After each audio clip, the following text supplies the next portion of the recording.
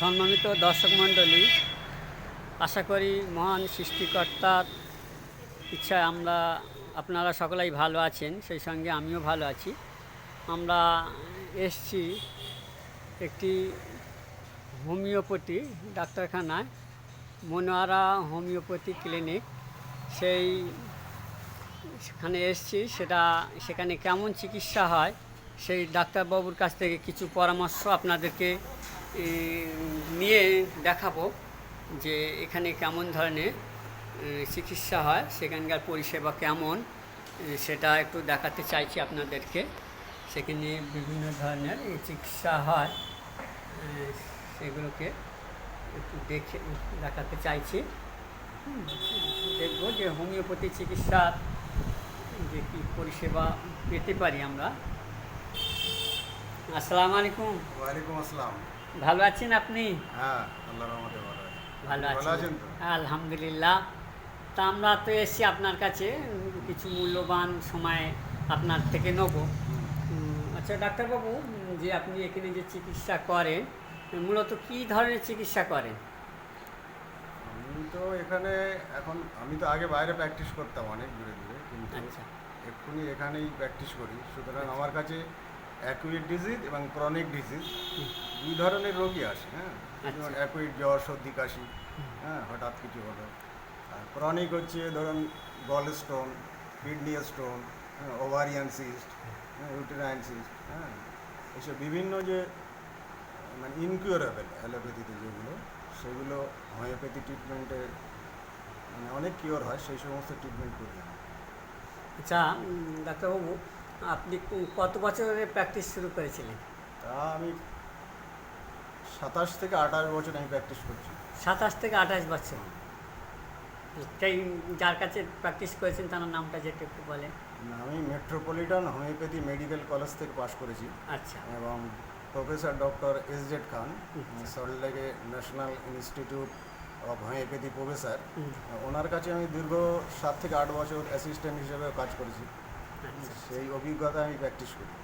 আচ্ছা, তা ডাক্তারবাবু আপনার এখানে কোন কোন জায়গা, মানে কোন কোন গ্রাম থেকে রুগীরা আসেন? আশপাশে তো গ্রাম চাঁদপুর, মোবারকপুর, পানাপুকুর এসব তো আছেই। এছাড়া আমার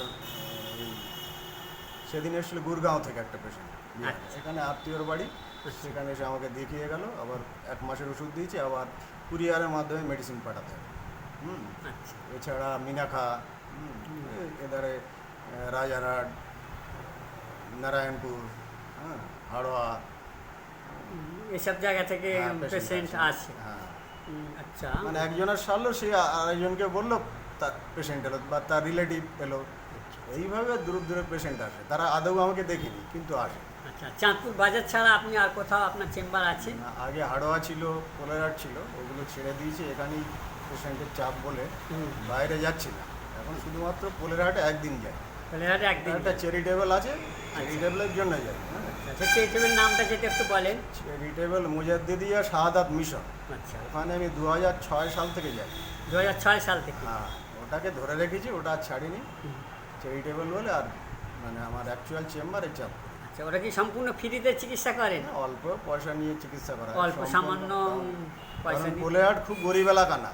আচ্ছা, মোটামুটি তো নিউ টাউনের কাছে। এখন পুরো ফ্রি চিকিৎসা করলে পেশেন্ট গুরুত্ব দেয় না। আচ্ছা, আগে ওরকমই করা হতো, কিন্তু দেখা যাচ্ছে পুরো পুরো বিনামূল্যে চিকিৎসায় গুরুত্ব দেয় না, ওই জন্য কম পয়সা নিয়ে চিকিৎসা করা। চিকিৎসা। আচ্ছা, শুধু চাঁদপুরের বাজারে কত বছর আছেন? চাঁদপুর বাজারে আমি 2000 সাল থেকে আছি। 2000 সাল থেকে 25 বছর এইখানে চাঁদপুরে আছে। আচ্ছা ডাক্তারবাবু, আপনার কাছে কি কেউ শিখেছে পেশা? হ্যাঁ, 4-5 জন আমার কাছে শিখে প্র্যাকটিস করছে। অনেকে আবার ছেড়ে মানে ওর সঙ্গে অন্য কাজও করে। আচ্ছা আচ্ছা।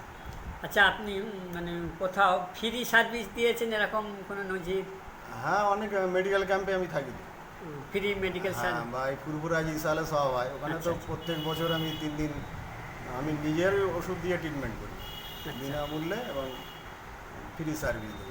ওটা তো আছে ফুরফুরা শরীর যে ইসালে সব হয় 22-23 ফাল্গুন। আচ্ছা আচ্ছা, ওখানে আমি প্রত্যেক বছর থাকি। এছাড়াও বিভিন্ন আশপাশে মেডিকেল ক্যাম্প হলে আমাকে ডাকে, যখন আচ্ছা আচ্ছা, আমি যাই সেখানে। সেটা তো গরিব দুর্গ যারা আসে যেন একদম নিম্নবিত্ত আয়ের মানুষ, তাদেরকে আপনি কোনো ফেসিলিটি দেন? অবশ্যই কম পয়সায় দেই, হ্যাঁ, অনেকে বিনামূল্যেও দেই। তবে দুর্ভাগ্যের বিষয় আমি দেখেছি গরিব মানুষরা, হ্যাঁ, বড় বড় ডাক্তারকে গিয়ে 400-500 টাকা ফিস দিয়ে বিভিন্ন মানে রিপোর্ট করে অনেক টাকা খরচ করলো, আমার কাছে এলো, আমি যেই অনেকে বিনামূল্যে ওষুধ দিয়েছি তারপরে তারা আর আসলোই না, মানে ফ্রি চিকিৎসার গুরুত্বও থাকে না। আচ্ছা আচ্ছা এটা আমি লক্ষ্য করেছি। এই জন্য তাদেরকে আমি কি করব ভেবে পাই না, পুরো বিনামূল্যে দেবো না কিছু পয়সা নেবো। আচ্ছা আচ্ছা ডাক্তারবাবু, আপনার বাড়িটা কোথায়? আমার বাড়ি এই চাঁদপুর, এই বাজার থেকে 1 কিলোমিটার দূরে বকরামতলা মসজিদ, আচ্ছা, মসজিদের অপোজিটেই বাড়ি, মসজিদের অপোজিটেই। 91 রোডের গা। আচ্ছা ডাক্তারবাবু, আপনার নামটা যদি একটু বলেন। আমার নাম হচ্ছে মোহাম্মদ মহিবুল ইসলাম। মহিবুল ইসলাম। আচ্ছা, চাঁদপুর বাজারে কি আপনাদের আর কোনো দোকান বা কোনো প্রতিষ্ঠান কি আছে? হ্যাঁ, চাঁদপুর বাজারে এখানে আমাদের দোকান আছে, চাঁদপুর বাজারের ওখানে আছে দোকান। আচ্ছা ডাক্তারবাবু, শুনেছিলাম আপনাদের এখানে একটা বহু পুরনো কয়লার দোকান ছিল, সেটা কি আপনার মনে আছে? হ্যাঁ, ওটা আমার দাদুর কয়লার দোকান ছিল। আমার দাদুর নাম হচ্ছে আফতাবউদ্দিন আহমেদ। উনি চাঁদপুর প্রাইমারি স্কুলে মাস্টারি করতেন। আচ্ছা ওনারই কয়লার দোকান ছিল আগে। আচ্ছা, তারপরে ওই কয়লার দোকানে আমার আব্বা বসতেন। আচ্ছা হ্যাঁ, আমার আব্বাও প্রাইমারি স্কুলে মাস্টার ছিলেন, আচ্ছা। উনিও রিটায়ার হয়ে গেছে। আর বর্তমানে গ্যাসের যুগ তো, আচ্ছা। কয়লার দোকান বন্ধ হয়ে গেছে। সেটা কত বছর আগে? তা তো আমি ছোট থেকেই দেখছি, মানে আমার জন্মের আগে থেকেই কয়লার দোকান। জন্মের আগে থেকে? হ্যাঁ, টোটাল তাহলে কত বছর আপনাদের চাঁদপুরের সঙ্গে সম্পর্ক, যদি দাদুর আমল থেকে ধরা যায়? ও 60-70 বছর হবে। 60-70 বছর ছাড়াও হ্যাঁ, বেশি হবে? বেশি হবে। আচ্ছা আচ্ছা আচ্ছা ডাক্তারবাবু, এমন কোনো অনুভূতির কথা যে কোনো রুগীকে দেখে আপনার খুব কষ্ট হয়েছে বা আপনার অনুভূতি হয়েছে, এরকম যদি অভিজ্ঞতার কথা 2-4টে শোনান।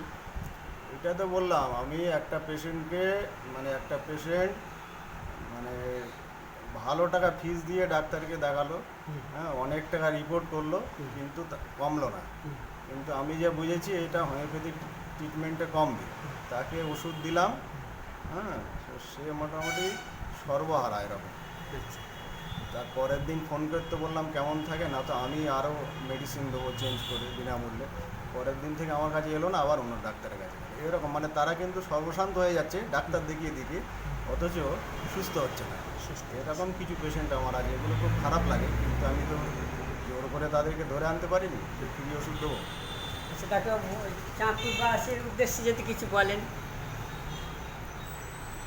চাঁদপুরে আপনি দীর্ঘদিন আছেন, এলাকার সম্পর্কে আপনার অভিজ্ঞতা সম্পর্কে, যে এলাকার সম্পর্কে যে আপনার যে অভিজ্ঞতা, সেটা যদি 2-1 কথা একটু বলেন। আমি ওর থেকে আমি পেশেন্টের উদ্দেশ্যে কিছু বলি।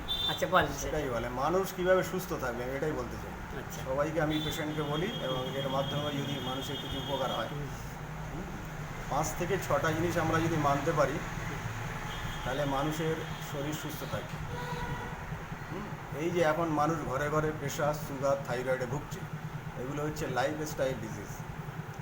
আমরা যদি ঠিকভাবে চলতে পারি, এর থেকেও বড় কথা, এখন থেকে 30 বছর আগে মানুষ যেভাবে চলতো, আমরা যদি সেইভাবে চলি, তাহলে কিন্তু এই রোগগুলো হবে না। এগুলো আমাদের পুরো লাইফস্টাইল চেঞ্জ হওয়ার জন্য এই রোগগুলো আসছে। যেমন হচ্ছে 1 নম্বর হচ্ছে তাড়াতাড়ি শোয়া, তাড়াতাড়ি ওঠা। আমরা বাচ্চাদের বলছি early to bed, early to rise, কিন্তু নিজেরাই অনেক রাত্রে ঘুমাচ্ছে। মানে মেডিকেল সায়েন্স বলছে মানুষ যদি 10টা থেকে 2টো ঘুমিয়ে থাকে, তাহলে শরীর থেকে একটা হরমোন রিলিজ হয়, যেটা অনেক রোগ ভালো রাখে। তা ওই জন্যে প্রত্যেক মানুষকে অন্তত রাত্রে 10টা থেকে 2টো পর্যন্ত ঘুমিয়ে থাকা উচিত, তাহলে কিন্তু সে অনেক রোগ থেকে মুক্তি পাবে। কিন্তু আমরা শুচ্ছি 12টা, 1টা, 2টো, মানে সেই হরমোনের উপকারিতাটা পাচ্ছি।